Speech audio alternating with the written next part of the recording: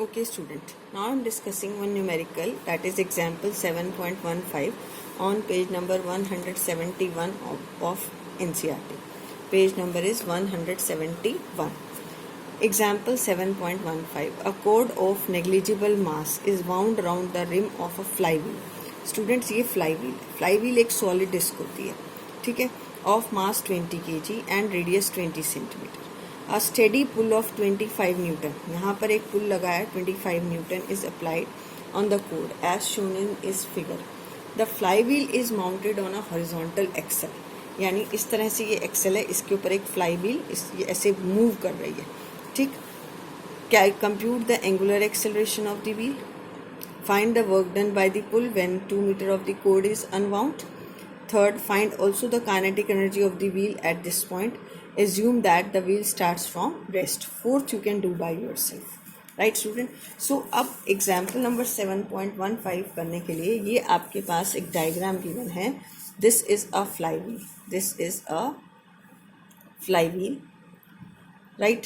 ये flywheel है. इस पर force कितना लगा? 25 Newton. Right? और इसका mass कितना है? 20 kg. रेडियस कितना है आपके पास? 20 centimetre. And it is fixed about, it is rotating about horizontal Excel.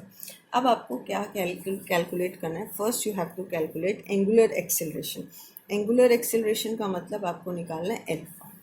तो अब इसमें ये फोर्स, इसको जो ये फोर्स टेंजेंशियली एक्ट कर रहा है, ये एंगल 90 है, तो इसमें टॉर्क कौन प्रोवाइड कर रहा है? ये 25 न्यूटन फोर्स.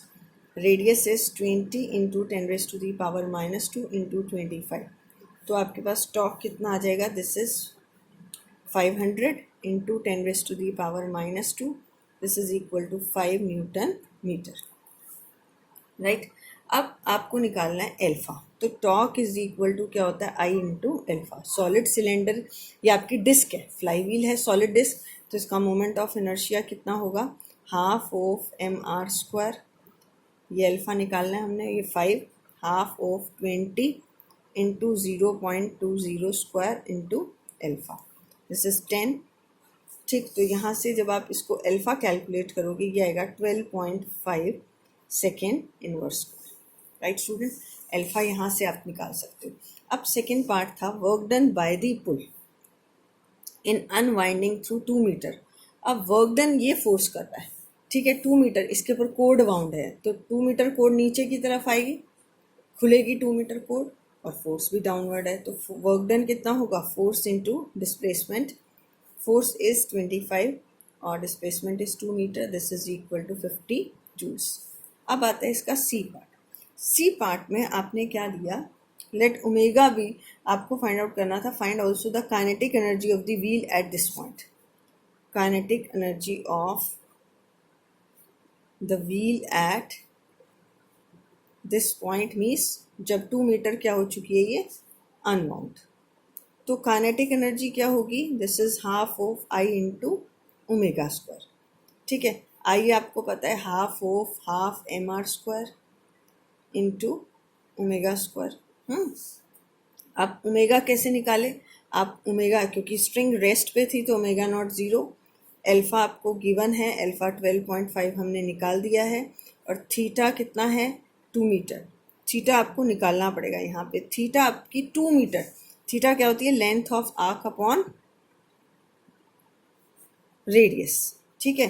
तो अब ये कितनी अनवाउंड हुई? 2 मीटर. और रेडियस कितना है आपका? 20 centimetre. That is 20 into 10⁻⁻². This is 200 divide by 20. तो ये आ जाएगा आपके पास 10 रेडियन. थीटा कितना आ गया? 10 रेडियंस. ठीक. अब आप निकालेंगे omega minus omega naught square is equal to 2 alpha into theta. तो omega minus 0 is equal to 2 into 12.5 into 10. तो ये आपके पास आ जाएगा. This comes out to be this, it is 250 radian per second square. ठीक. तो ये ओमेगा² आ गया. तो अब आप इस वैल्यू को इसमें पुट कर दीजिए. तो आपके पास रोटेशनल काइनेटिक एनर्जी जब आएगी तो इट इज़, ये इसमें पुट करेंगे तो रोटेशनल काइनेटिक एनर्जी आपकी कितनी आएगी? 50 joules. Student, you can put the value of m, you can put the value of r and omega and solve it. Okay student.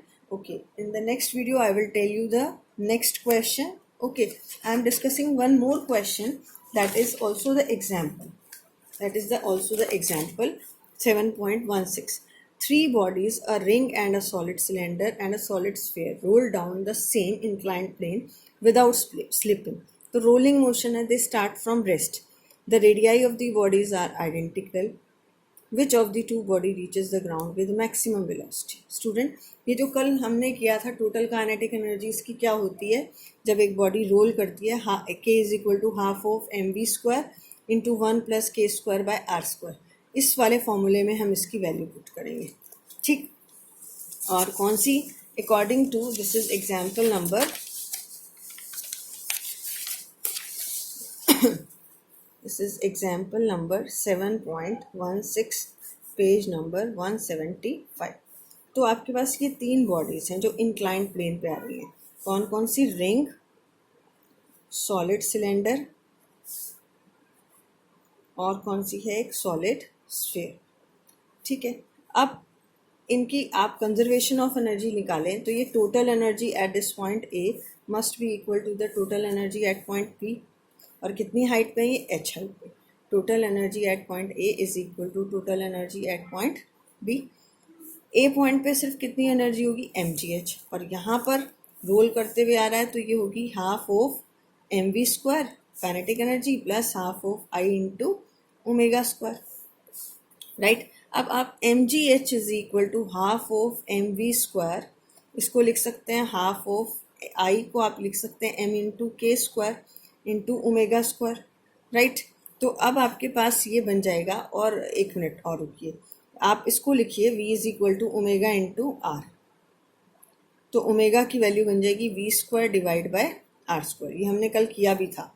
M G H is equal to half of M V square, common आ जाएगा 1 + k² divide by R square. ठीक, k² by R square. अब आप M से M क्या हो गया, cancel out. तो एच आपकी यहाँ पर हमें वी स्क्वायर निकालना है. तो वी स्क्वायर कितना हो जाएगा, this is G H, 2GH divide by 1 + k² divide by R square. ठीक है, तो और वी की वैल्यू क्या हो जाएगी यहाँ से, under the root of 2GH 1 + k² divide by R square. अब तीन बॉडी हैं, सबका रेडियस ऑफ गायरेशन निकालेंगे. पहले है रिंग.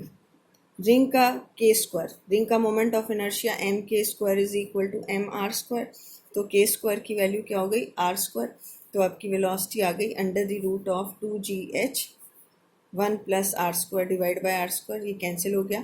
तो v is 2hgh divide by 2, cancel होके ये क्या आ गया, √gh. अब आता है नेक्स्ट आपका सॉलिड सिलेंडर. सॉलिड सिलेंडर में कितना होता है मोमेंट ऑफ इनर्शिया आपका, this is mk² is equal to mr² by 2.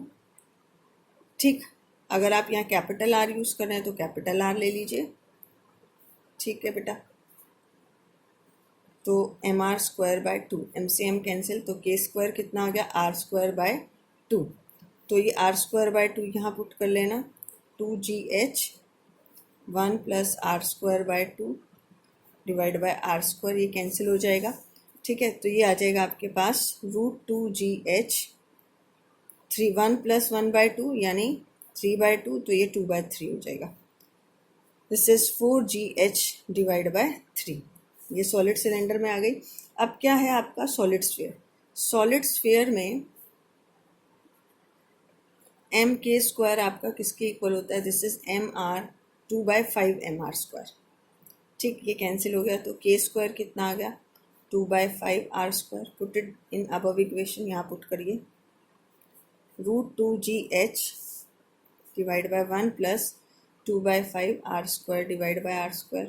तो ये कितना हो गया, 7/5. तो this is 10GH divide by 7. तो अब देखिए कौन सी बॉडी इसमें आएगी, स्फीयर. स्फीयर की वेलोसिटी क्या है, maximum. So from all these the sphere velocity is more, so it reaches to the ground first. Okay student, thank you. So solve these type of questions. Thank you, have a nice day.